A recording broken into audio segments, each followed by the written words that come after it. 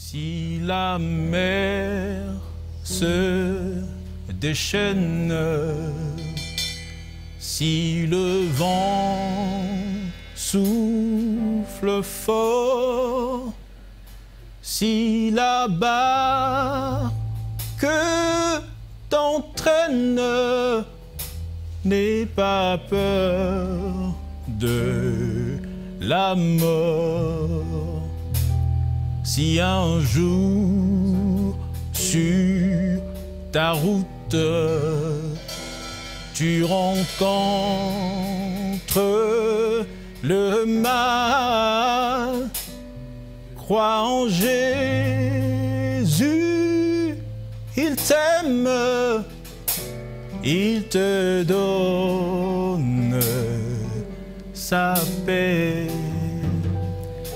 Chers téléspectateurs, nous rentrons dans vos maisons sans demander. Nous sommes rentrés dans vos salons, dans vos chambres, dans vos bureaux, sans demander la permission. C'est tout simplement pour vous apporter la joie, la paix du Seigneur Jésus-Christ.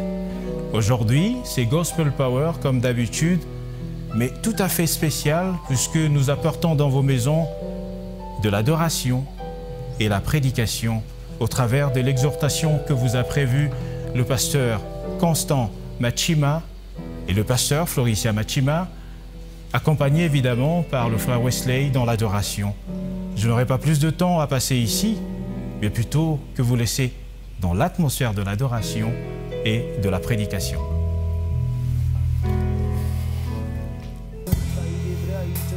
Sois loué pour ta majesté, loué pour tout ce que tu es. Sois loué, à jamais je veux chanter ta grandeur, ta splendeur. Sois loué pour ta majesté, loué pour tout ce que tu es. Shalom, shalom, chers frères et sœurs, bienvenue, bonjour, bonsoir, ça dépend de l'heure à laquelle vous allez tomber sur cette émission. Alors, nous voulons partager la parole de Dieu. La Bible dit que l'homme ne vivra pas simplement de pain, mais de toute parole qui sort de la bouche de Dieu. Sachez que lorsque l'on partage la parole de Dieu, lorsqu'on entend la parole de Dieu, on se nourrit. On nourrit notre esprit, on nourrit notre homme intérieur. Vous savez, notre homme intérieur a besoin de recevoir la parole parce que c'est le type de nourriture que mange notre homme intérieur. Aussi bien que notre homme physique, corporel a besoin de ce que vous savez, mais l'esprit a besoin d'être nourri par la parole de Dieu. Alors, dans ce numéro, j'aimerais vous partager un petit secret. Ce que j'appelle le petit secret, c'est comment Dieu agit. Le but de ce message, c'est simplement vous expliquer au travers de la parole de Dieu quel est le mécanisme qui conduit Dieu à opérer dans la vie d'un homme ou à opérer avec un homme. Parce qu'il y a un mécanisme. Il y a trop de personnes qui sont insatisfaites dans la prière. Il y a trop de personnes qui ont l'impression qu'au final, que l'action de Dieu est comme c'est comme un jeu du hasard, que ça marche pour certains, que ça ne marche pas pour d'autres, ou bien que ça marche de manière aléatoire. Non, l'action de Dieu ne marche pas de façon aléatoire. L'intervention divine n'est pas un hasard. Il faut comprendre comment Dieu agit pour commencer à agir de cette manière, afin de voir justement l'action de Dieu dans nos vies. Je vais lire un passage de la Bible, Éphésiens chapitre 3, verset 20. La Bible dit « Or à celui qui peut faire, par la puissance qui agit en vous, infiniment au-delà de tout ce que nous demandons ou pensons, à lui soit la gloire. » La Bible dit « À celui qui peut faire ». On parle de Dieu. Puisque les versets précédents parlent de Dieu qui est le Père, à partir duquel toute famille de la terre tire son nom. Donc là, nous sommes dans les versets un peu au-dessus du verset 20.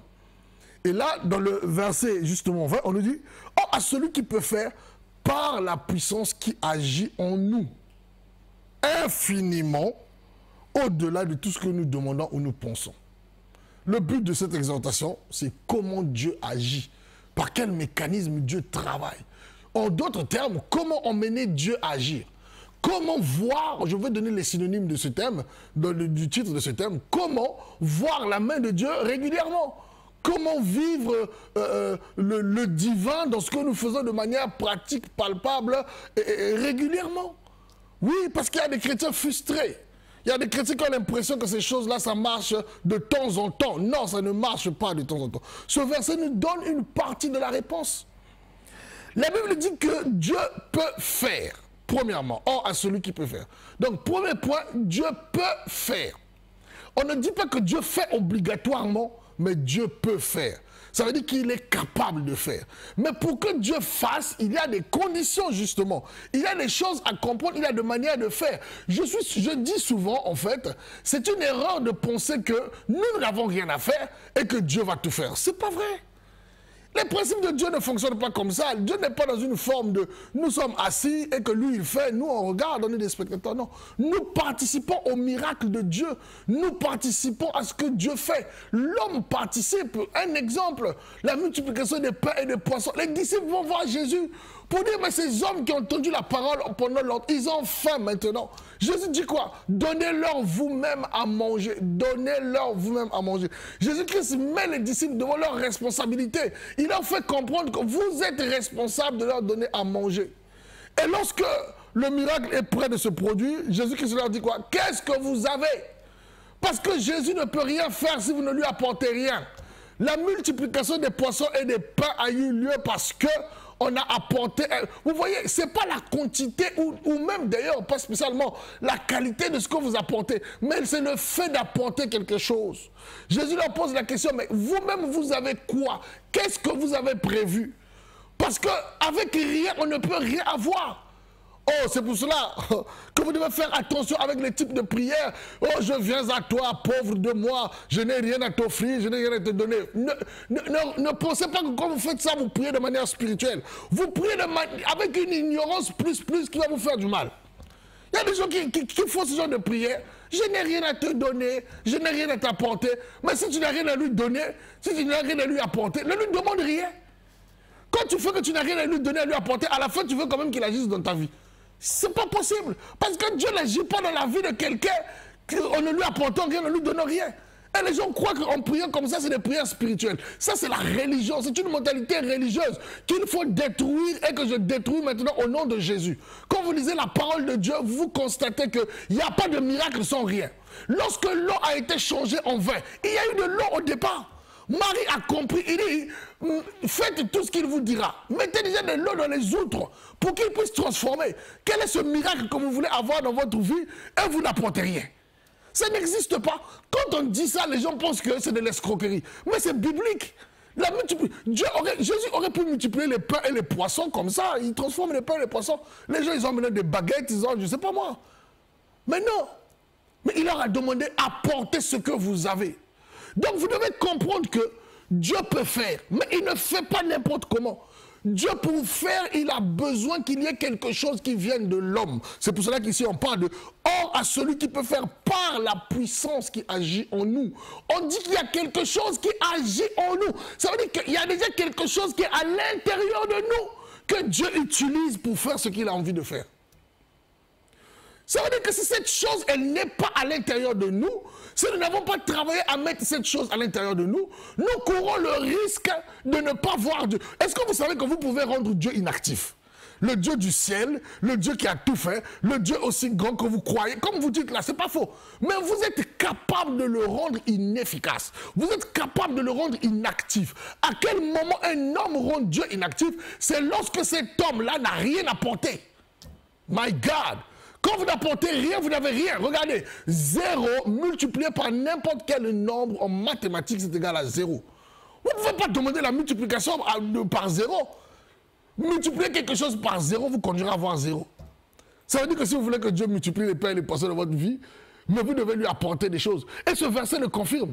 Il peut faire par la puissance qui agit en nous. La puissance qui pousse Dieu à agir dans la vie de quelqu'un, ça ne sort pas de l'extérieur. Ça ne vient pas de l'extérieur. Cette puissance vient en nous. My God, qui vous a dit, c'est ça qu'on vous trompe là. Vous dites que quelqu'un va venir faire le miracle, non, parce que le prophète un tel il a dit, le pasteur un tel il a dit, il va faire un miracle en son nom. Quel miracle en son nom? Il n'y a pas de miracle en son nom. Pour que Dieu agisse, il agit par la puissance qui agit en vous-même. Vous voulez que Dieu agisse comment? Dieu agit sur la base de la puissance qui agit en vous.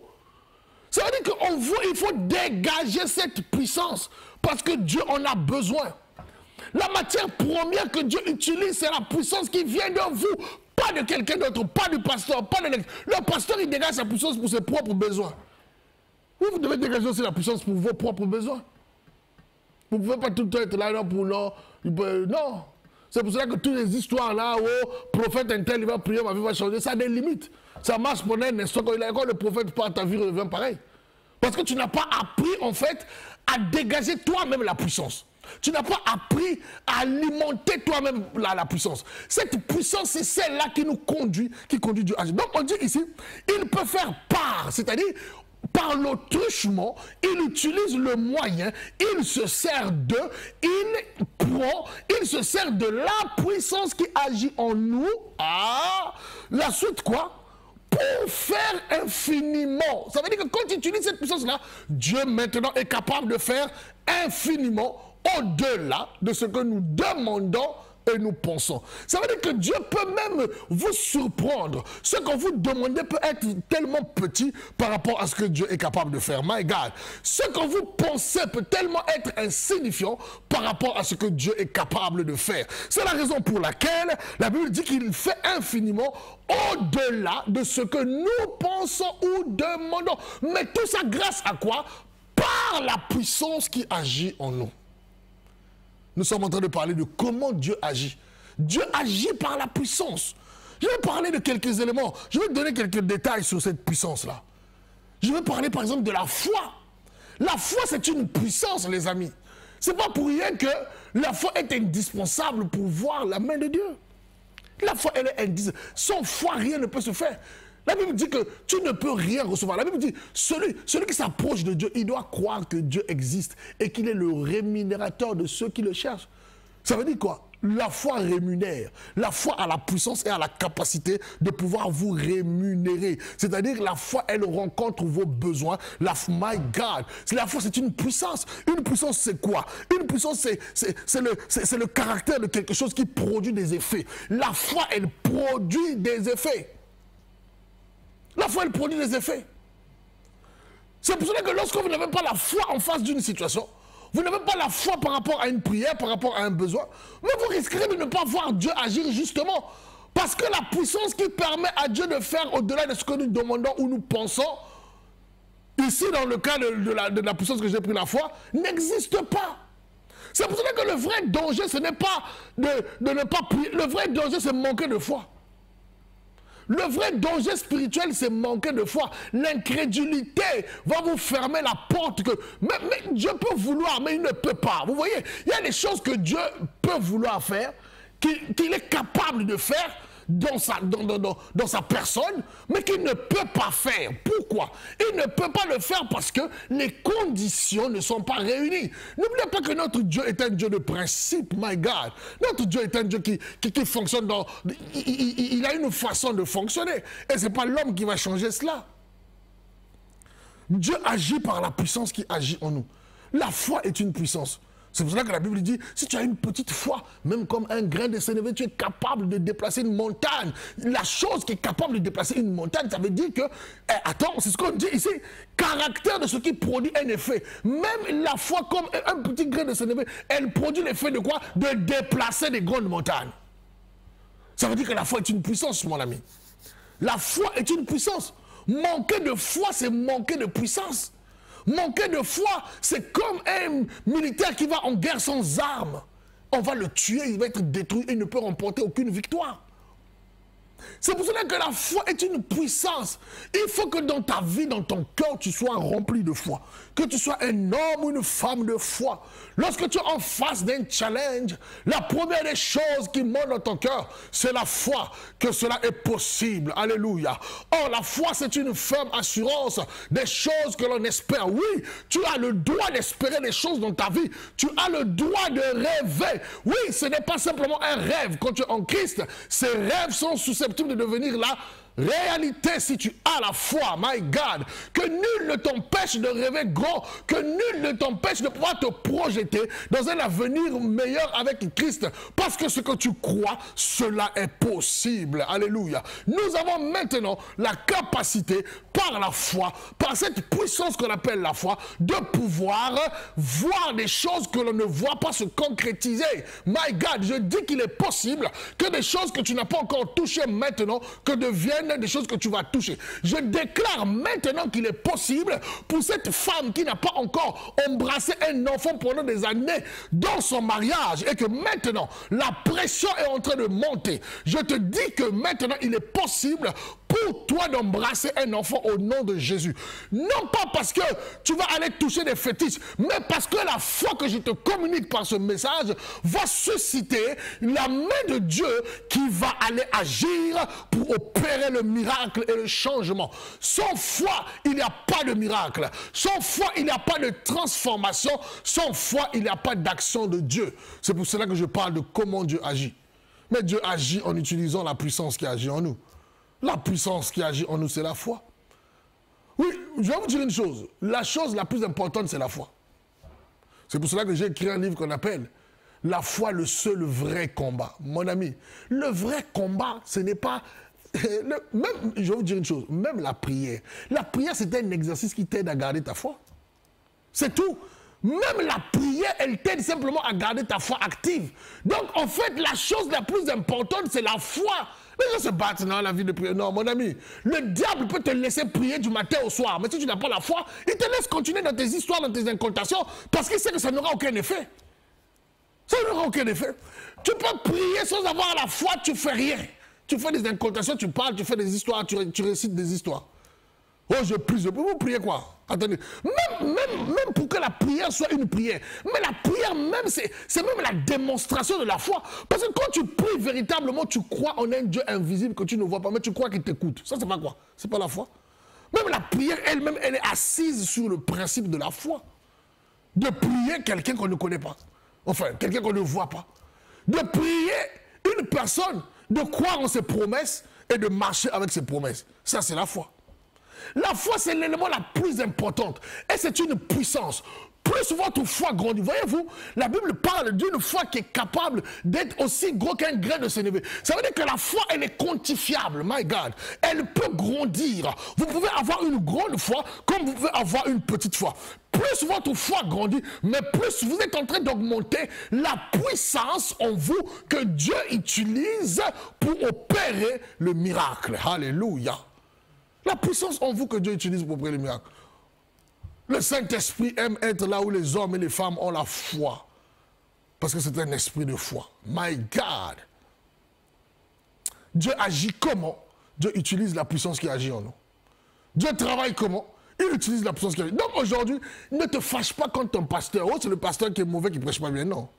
Ne te fâche pas contre quelqu'un à l'église. Cette sœur-là, il n'y a que lui qu'on exauce. Non. Travaille ta foi. Développe ta foi. Oui, la foi vient de ce que l'on entend. Par exemple, le message comme celui que je suis en train de te donner, ça te communique la foi. Et la Bible dit que ce que l'on entend vient de quoi? De la parole de Dieu. Ça veut dire que plus tu es en contact de la parole de Dieu, alors tu es en train de bâtir ta foi. Plus tu fais face à des épreuves dans le Seigneur, en gardant ta confiance dans le Seigneur, tu bâtis ta foi. Parce que la foi, elle augmente aussi avec les épreuves. Les épreuves arrivent aussi pour augmenter notre foi. Les épreuves arrivent aussi pour augmenter notre confiance en l'Éternel. C'est pour cela qu'il n'y a pas de prière pour ne pas avoir des épreuves. Ça n'existe pas. Les prières comme ça, là, c'est du mensonge. Prier pour que j'ai plus d'épreuves dans ma vie, c'est faux. Dieu n'exauce pas ce type de prière. Pourquoi? Parce que l'épreuve fait partie des éléments qui font grandir la foi, bien sûr. Qui font grandir votre confiance en l'Éternel. Dieu agit par la puissance qui agit en nous. Il y a une puissance. Alors, ne sois pas comme quelqu'un qui n'a rien. Vous voyez, celui qui n'a rien, on retranchera même ce qu'il a. C'est ce que dit Jésus. Si tu penses que tu n'as rien, même le peu que tu as, on l'enlèvera. Tu as quelque chose. Ce n'est pas de l'argent. Ce n'est pas de l'argent, ce n'est pas des voitures. Mais quelque chose qui est plus efficace que les... Vous savez, la foi, elle peut appeler de l'argent. La foi, elle peut produire des voitures. La foi, elle peut tout produire. Celui qui a la foi peut passer de zéro à quelque chose. My God! En réalité, c'est le seul vrai combat. C'est pour cela que lorsque tu es en face de n'importe quelle situation, pose-toi toujours la question de savoir, est-ce que j'ai la foi? Est-ce que je crois que Dieu est capable d'agir? Est-ce que je crois que Dieu est capable de me transformer? Est-ce que je crois que Dieu est capable de me renouveler? Lorsque tu gardes ta foi dans n'importe quel combat, tu as gagné le vrai combat. Le vrai combat, ce n'est pas suivre les démons partout à gauche, à droite. Le vrai combat, c'est avoir la foi en Dieu. C'est avoir la confiance en Dieu. Parce que même moi, un homme, je ne vois pas pourquoi j'agirais particulièrement dans la vie de quelqu'un qui ne me fait pas confiance. Donc Dieu aussi a besoin que tu lui fasses confiance pour que tu voies sa gloire. Et lorsque tu as presque une confiance aveugle en lui, alors tu es positionné à voir véritablement Dieu à l'œuvre et Dieu te dépasser. Je crois t'avoir éclairé par la parole de Dieu et avoir répondu à la question de savoir comment Dieu agit. Oui, Dieu agit par la puissance qui agit en nous, infiniment au-delà de ce que nous demandons ou pensons. Dieu agit sur même la base de nos pensées. Dieu peut agir sur la base de nos demandes aussi. Que l'Éternel te bénisse et que ce message, ce numéro sur comment Dieu agit puisse apporter dans ta vie un véritable bouleversement, une véritable transformation, un changement de mentalité, de passer d'un zéro de la foi à un héros de la foi. Oui, Hébreux 11 nous parle des héros de la foi. Nous saluons des personnes telles que Rahab, qui n'était même pas d'Israël, mais qui a cru en la parole que lui avaient annoncé les hommes qu'on avait envoyés pour prospecter, et elle est rentrée dans la lignée de Jésus-Christ. Vous voyez, la foi, elle peut vous changer de famille. La foi, elle peut changer votre destinée. Il y a un homme qu'on appelle Enoch. La Bible dit Enoch marcha de manière particulière sur la terre. Il fut enlevé. My God. Sa destinée a été... Dieu a préféré la voir auprès de lui à cause de la foi. Il y a un homme dans la parole de Dieu qu'on appelle Abraham.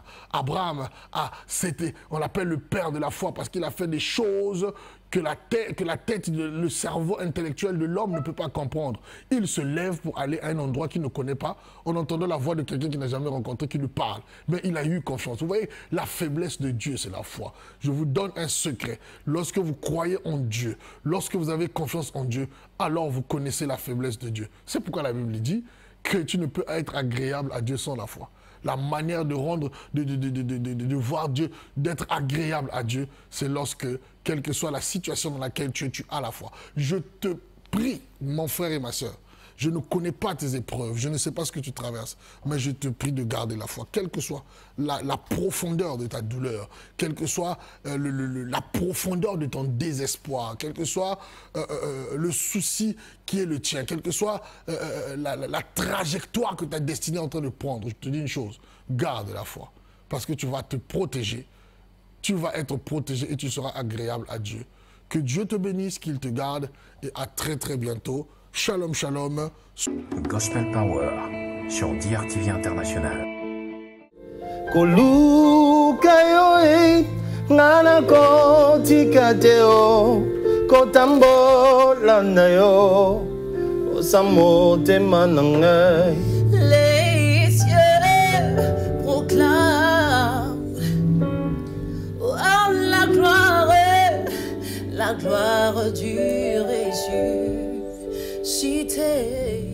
Il n'y a que toi, Seigneur, il n'y a que toi. Il n'y a que toi, Seigneur, il n'y a que toi. Émerveillé en ta présence, rien n'était impossible. Seigneur, tu es plus précieux que l'argent. Seigneur, tu es plus précieux que l'or. Nzamba ba secret o, nzamba intimité o, nzamba lo sambwe. Alléluia. Nzamba bangomba e, ya maombi e, nzamba ba retraite o. Na yeba kite que koluka yo en secret, ezalaka na ba retomber en public. Kembo, Kembo, Kembo, Kunana Zulu. Kembo, alléluia. Gospel Power sur DRTV International.